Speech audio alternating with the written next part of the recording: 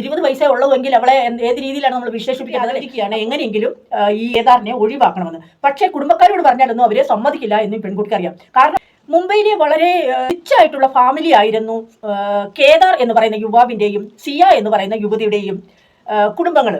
ഇവർ തമ്മിൽ കുടുംബപരമായിട്ട് വളരെ സൗഹൃദമായിട്ട് പോകുന്ന കുടുംബക്കാരായിരുന്നു. രണ്ട് വ്യവസായികളാണ്. അതുകൊണ്ട് തന്നെ സ്വാഭാവികമായിട്ടുള്ള ഒരു അടുപ്പം ഇവര് നിലനിർത്തി പോന്നിരുന്നു. അങ്ങനെ ഈ രണ്ട് കുടുംബക്കാരും തമ്മിലുള്ള അടുപ്പവും സൗഹൃദവുമായി മുമ്പോട്ട് വളരെ സന്തോഷമായിട്ട് തന്നെ മുമ്പോട്ട് നീങ്ങിക്കൊണ്ടിരിക്കുമ്പോൾ ഇവരുടെ വിവാഹം ഈ 26 വയസ്സായ കേദാറിന്റെയും സിയ എന്ന് പറയുന്ന പെൺകുട്ടിക്ക് 19 വയസ്സ് കഴിയുന്നേ ഉള്ളൂ. 20 വയസ്സിനോട് അടുത്ത് നിൽക്കുന്ന പ്രായത്തിൽ ഇവരുടെ വിവാഹം നിശ്ചയിച്ച് ഉറപ്പിച്ച് വെക്കുന്നു. അങ്ങനെ ഇരിക്കുമ്പോൾ ഈ പെൺകുട്ടിക്ക് മറ്റൊരു ചേദാർ എന്ന് പറയുന്ന ഒരു യുവാവുമായി അടുപ്പത്തിലാകുന്നു. ആ വിവരം അടുപ്പത്തിൽ ഈ രണ്ടാമത്തെ യുവാവ്, അതായത് ചേദാർ എന്ന് പറയുന്ന യുവാവുമായിട്ട് ഈ സിയ എന്ന് പറയുന്ന പെൺകുട്ടി അടുപ്പമാകുന്നത് കുടുംബക്കാർക്കോ മറ്റു നാട്ടുകാർക്കോ ആർക്കും അറിയില്ല. ഇവരിത് രഹസ്യപരമായിട്ട് തന്നെ വെച്ചുകൊണ്ടിരിക്കുകയാണ്. അതായത് അങ്ങനെ ഈ ആദ്യത്തെ യുവാവ് കേദാർ ആയിട്ട് ഉള്ള ഏതാണ് വിവാഹം ഉറപ്പിച്ചു വെച്ചതിനാൽ അവർ ഒന്നിച്ചു പോവുകയും പല യാത്രകളിൽ ഇവർ ഒന്നിച്ചു പങ്കെടുക്കുന്നു. വളരെ ഭാര്യയും ഭർത്താവുമായിട്ടില്ല എങ്കിൽ പോലും രണ്ടുപേരുടെ വിവാഹം ഉറപ്പിച്ചതിനാൽ ഇവർ ഒന്നിച്ചായിരുന്നു. യാത്രയും കാര്യങ്ങളും എല്ലാം അത്ര വളരെ സന്തോഷമായിട്ട് പോകുന്ന കുടുംബക്കാരും ആൾക്കാരുമാണ്. അങ്ങനെ ഇരിക്കുമ്പോൾ ഇവരുടെ ഓരോ വിവാഹം ഉറപ്പിച്ച് 2 ദിവസങ്ങൾ മാത്രമേ ഉള്ളൂ വിവാഹത്തിന്.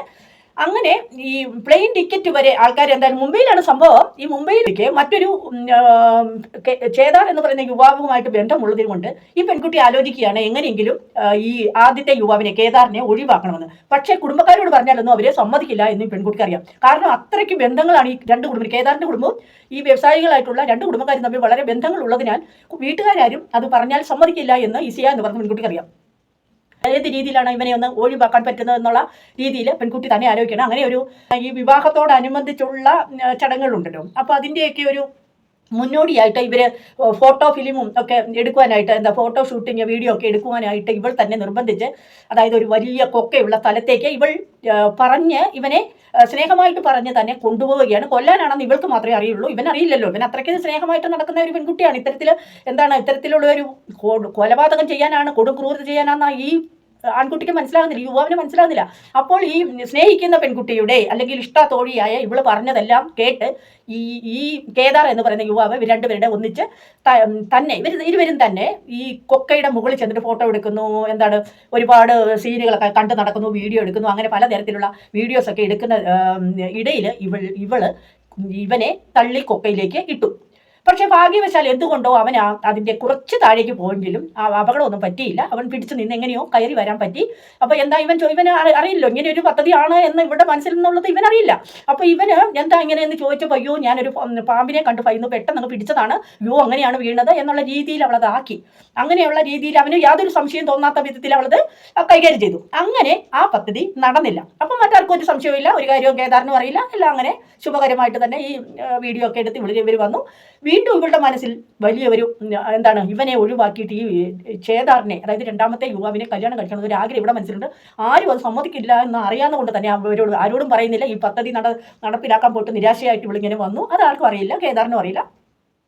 അങ്ങനെയാണ് രണ്ടാമത്തെ ദിവസം ഈ ചേദാർ, രണ്ടാമത്തെ യുവാവുണ്ടല്ലോ, അപ്പോൾ ഈ രണ്ടാമത്തെ യുവാവുമായിട്ട് ഈ കാര്യങ്ങളെല്ലാം ചർച്ച ചെയ്തപ്പോൾ അവർ ഒരു പദ്ധതി ഇടുകയാണ്. അവനും കൂടി ആദ്യത്തേത് പരാജയപ്പെട്ടു പോയി. അതുകൊണ്ട് മറ്റൊരാളുടെ സഹായം, അതായത് ഇവള് കല്യാണം കഴിഞ്ഞിട്ട് ആലോചിച്ചു, പദ്ധതി ആവിഷ്കരിച്ചു, എല്ലാം നടപ്പിലാക്കാനുള്ള എല്ലാ പദ്ധതികളും ഇട്ട് ഇതുപോലെ തന്നെ ഈ സിയ എന്ന് പറയുന്ന പെൺകുട്ടി കേദാറിനെ വിളിച്ചു കൊണ്ടുപോവുകയാണ്. രണ്ടാമത്തെ തവണയും കൊല്ലാനായിട്ട് കൊണ്ടുപോവുകയാണ്. കേദാറിനൊന്നും മനസ്സിലാകുന്നില്ല. അങ്ങനെ ഇവർ 3 പേരും കൂടിയാണ് ഈ പോകുന്നത്. 3 പേരല്ല, 2 പേരും കൂടെ ഇവർ പോകാറുള്ള സ്ഥലത്ത് തന്നെ പോവുകയാണ്. അവൾ വീണ്ടും സ്നേഹമായിട്ട് പറഞ്ഞ് നമുക്ക് അവിടെ പോകാം, അതെൻ്റെ ഒരു വലിയ ആഗ്രഹമാണ് എന്നൊക്കെ പറഞ്ഞ് വളരെ നല്ല രീതിയിൽ, നമുക്കറിയാം കല്യാണം കഴിക്കാനിരിക്കുന്ന പെൺകുട്ടി എന്ത് പറഞ്ഞാലും അവരത് കേൾക്കുമല്ലോ. ആ ഒരു സാഹചര്യം മുതലെടുത്തുകൊണ്ട് ഈ സ്ത്രീ 20 വയസ്സേ ഉള്ളൂവെങ്കിൽ അവളെ ഏത് രീതിയിലാണ് നമ്മൾ വിശേഷിപ്പിക്കേണ്ടത് അല്ലേ. അപ്പോൾ ഈ പെൺകുട്ടി അവനെ വീണ്ടും അവിടെ വിളിച്ചു കൊണ്ടുപോയി അവിടെ ഫോട്ടോഷൂട്ട് എടുക്കാനും സീനറി കണ്ട് നടക്കാനും ഒക്കെ ഇവള് വീണ്ടും അവനെ നിർബന്ധിച്ചു. അവനൊന്നും മനസ്സിലായില്ല. ചതിയാണെന്നുള്ള വിവരം മനസ്സിലാകാതെ അവൻ വീണ്ടും അവൾ പറയുന്നതെല്ലാം കേട്ട് അവിടെ പോയി ഷൂട്ട് പിടിക്കാൻ തുടങ്ങിയപ്പോൾ ഇവനും കൂടെ അവിടെ ഉണ്ടായിരുന്നു.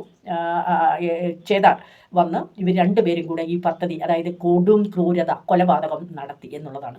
അപ്പോൾ നമ്മൾ മരിച്ചതിൻ്റെ വ്യത്യാസം തന്നെ പോസ്റ്റ് ഇടുകയാണ്. എൻ്റെ പ്രിയതമൻ്റെ പിറന്നാൾ ദിനത്തിൽ തന്നെ ഇങ്ങനെ വന്നല്ലോ എന്നോർത്ത് എനിക്ക് വിഷമമാണെന്നൊക്കെ പറഞ്ഞ് കുറേ ഡയലോഗ് അടങ്ങുന്ന ഒരു പോസ്റ്റ് ഇട്ടിരിക്കുകയാണ്.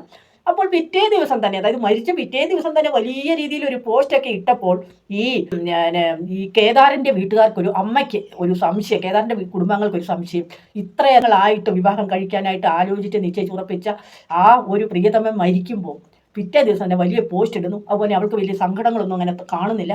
എന്തൊക്കെയോ വലിയ പന്തികേട് ഈ കേദാറിൻ്റെ വീട്ടുകാർക്ക് തോന്നുകയും അവർ സംശയം പ്രകടിക്കുകയും പോലീസിൽ പരാതി കൊടുക്കുകയും ചെയ്തതിനെ തുടർന്ന് പോലീസ് അന്വേഷണം വന്നപ്പോഴാണ് ഇതിൻ്റെ എല്ലാം, ഈ ക്രൂരതയുടെ എല്ലാം ചുരുളഴിയുന്നത്. കേസെടുത്തു, അവരെ അറസ്റ്റ് ചെയ്തു. ഈ സ്ത്രീയെക്കുറിച്ചൊക്കെ എന്താണ് നമ്മൾ പറയുന്നത്? ഇത്തരത്തിൽ നമുക്കറിയാം, സമൂഹത്തിൽ എന്നും ഇതുപോലെയുള്ള ക്രൂരതകൾ നമ്മൾ കാണുന്നുണ്ട്. സ്ത്രീകളുടെ ഭാഗത്ത് നിന്നാണെങ്കിലും പുരുഷന്മാരുടെ ഭാഗത്ത് നിന്നാണെങ്കിലും ഒക്കെ എന്നും നമ്മൾ ഇതുപോലെയുള്ള കാര്യങ്ങൾ കാണുന്നുണ്ട്. നമുക്കറിയാം, ആഗോള ആൾക്കാരെ ഉപജീവനത്തിന് വേണ്ടിയിട്ട് ഒരുപാട് കഷ്ടപ്പെട്ട് ദൈനംദിന ജീവിതത്തിൽ രണ്ടറ്റവും കൂട്ടിമുട്ടിക്കാനായിട്ട് ജീവിതത്തിൻ്റെ പ്രാരാബ്ദങ്ങളിലൂടെ ഓരോ ദിവസവും കടന്നു പോകുമ്പോൾ ഈ വലിയ പണക്കാർക്കൊക്കെ അഹങ്കാരം എന്നുള്ളതല്ലാതെ ഇതിനൊക്കെ എന്ത് ശിക്ഷ കൊടുത്താലാണ് മതിയാകുന്നത്? അല്ലെങ്കിൽ ആ ഒരു യുവാവിനെ ഒഴിവാക്കാനായിട്ട് എങ്ങനെ, നമുക്ക് കേട്ട് നിൽക്കുന്നവർക്ക് പോലും വളരെ ഒരു വിഷമം പിടിച്ച കാര്യം ഈ സ്ത്രീക്കൊക്കെ എങ്ങനെ ചെയ്യാൻ സാധിക്കുന്നു? അല്ലെങ്കിൽ ഇത്തരം സംഭവങ്ങൾ കൂടിക്കൂടി വരുന്ന ഒരു പ്രവണതയാണ് നമ്മൾ കാണുന്നത്. എന്തായാലും ഇത്തരം കാര്യങ്ങൾ സമൂഹത്തിൽ നടക്കാതിരിക്കുവാനുള്ള എല്ലാവിധ കാര്യങ്ങളും, നിയമപരമായിട്ടുള്ള എല്ലാ കാര്യങ്ങളും കർശനമാക്കുകയാണെങ്കിൽ ശിക്ഷ വളരെയധികം മറ്റൊരാൾക്ക് ഇതുപോലെയുള്ള തോന്നിവാസങ്ങൾ കാണിക്കാതിരിക്കാനായിട്ട് ഉതകുന്ന തരത്തിലുള്ള നിയമം നമ്മുടെ നാട്ടിലും വന്നെങ്കിൽ മാത്രമേ ഇത്തരത്തിലുള്ള കേസുകളൊക്കെ ഒഴിവാകുകയുള്ളൂ. ഇത്തരത്തിൽ സമൂഹത്തിൽ പല കാര്യങ്ങൾ ഇതുപോലെ ഒഴിവാക്കപ്പെടേണ്ടതായിട്ടുണ്ട് എന്നുള്ള കാര്യങ്ങളാണ് ഇതുപോലെയുള്ള പ്രശ്നങ്ങൾ നമ്മൾ കേൾക്കുമ്പോൾ നമുക്ക് മനസ്സിലാകുന്നത്. Okay, thank you.